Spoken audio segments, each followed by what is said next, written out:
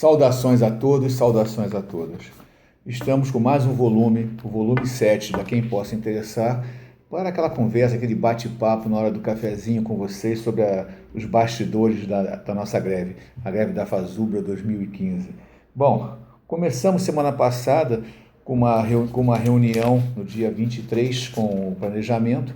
Nessa reunião o governo começou a sinalizar um possível recuo, já começa a falar em estudar a possibilidade de database, negociação coletiva, já admite um recuo nos 21,30, mas sim, um recuo, admite muito en passant ainda, né?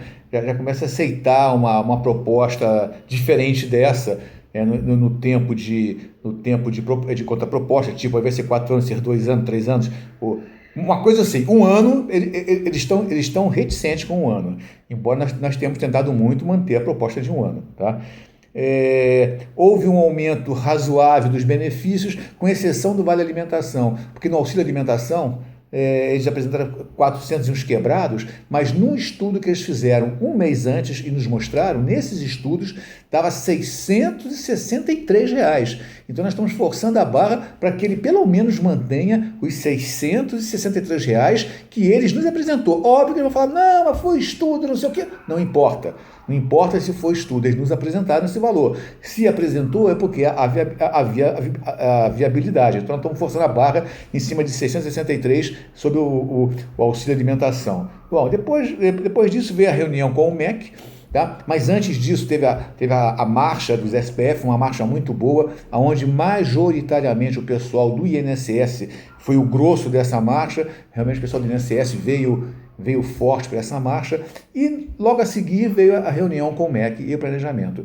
Foi uma reunião interessante do ponto de vista da retórica, inclusive, né? Porque houve momentos que o Sérgio Mendonça, por exemplo, falou, quase nos fez entender e aceitar que a questão dos aposentados, que nós temos que aceitar a não paridade mais entre ativos e aposentados. Ele tenta nos induzir a isso, dizendo que não é esse governo, qualquer governo no mundo, inclusive, não tá mais tendo a mesma postura em relação aos aposentados como tinha antes. Eu acho engraçado que todos nós, sem exceção do Serviço Público Federal, descontamos 11% do nosso salário, tá? Descontamos muito mais do que a iniciativa privada. E mais, na iniciativa privada, o patrão é obrigado a depositar a parte dele de patrão, que no caso é 22%. Tá? E no governo federal, há muitos anos, o governo não vem depositando a parte patronal. Ou seja, o real culpado, se a Previdência hoje está em situação difícil, e não está, mas se ela está, como o governo diz, o maior culpado disso é o governo,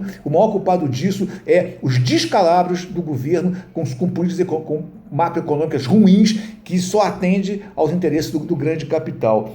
Nessa reunião também, além dos aposentados, dele nos deixar muito preocupados na questão dos aposentados, falou também do STEP, chegou até a dizer em tom lacônico, se for para falar de STEP nesse momento, não é para aumentar a STEP, sim para recuar no STEP, e só não fazemos isso porque a legislação proíbe. Olha, sabe, é lamentável você ouvir isso do planejamento. E, inclusive, nesse momento, eu até intervi, falei, peraí, pessoal, nós não temos culpa do que está acontecendo aí, não. Se o Brasil hoje está numa situação difícil, foi uma situação provocada por vocês, e não pela classe trabalhadora, tá? Então, esses dois momentos foram muito ruins na reunião. A questão do STEP, a questão dos aposentados. Na questão das 30 horas, eles estão falando de aproveitar a portaria 260 da saúde, que é uma portaria razoável, mas eu não sei como essa portaria pode ser encaixada no nosso dia a dia. Mas reconheço que é uma promessa de avanço, uma vez que nós tenhamos uma portaria interministerial que regulamente a questão das 30 horas, porque está difícil demais deixar isso na mão dos reitores, porque os reitores realmente, a maioria deles, infelizmente, estão a serviço, são capachos do governo, não estão a serviço da classe trabalhadora, e sim a serviço do capachismo e do puxa-saquismo em relação ao governo. Infelizmente, a maior parte dos reitores são dessa forma. Então, uma portaria interministerial vinha bem a calhar. Com questão à racionalização, houve uma promessa de alterar a lei, o artigo 18 da lei. Isso nos dá a possibilidade, a médio e longo prazo, de modificar a racionalização, tá? Só que é o seguinte, pessoal, racionalização, reposicionamento de aposentados, tá? E o incentivo à qualificação, tudo isso gera impacto. E o governo começa a reunião dizendo, olha, tudo que gerar impacto, nós não temos como atender, e se atendermos, vai ser uma parcela muito pequena que podemos ofertar a todos vocês. Portanto, como é que você vai ter racionalização, como é que você vai ter o IQ, como é que você vai ter N benefícios, a reposicionamento dos aposentados, por exemplo, como é que você vai ter N avanços se você não pode ter impacto, tá? Então, só por essa frase do governo que não vai ter impacto, que o impacto, se houver, vai ser muito pequeno, fora aqueles 21,30, tá? Se ele já fala, se ele tem essa fala, então é difícil acreditar que haja um avanço. Tem documentos já falando em avanço, tem pessoas já falando em avanço, não tem avanço nenhum. O que tem até agora são promessas que poderão se configurar no avanço, tá? E agora, para ter avanço, tem que ter impacto financeiro, tá? A questão do STEP, a questão dos aposentados, se não tiver impacto, não tem avanço nenhum. E para finalizar, está tendo agora um estudo no Fórum dos SPFs, e terça-feira agora, dia 28, o Fórum deve debater um estudo sobre uma contraproposta do movimento sindical para o governo, tá?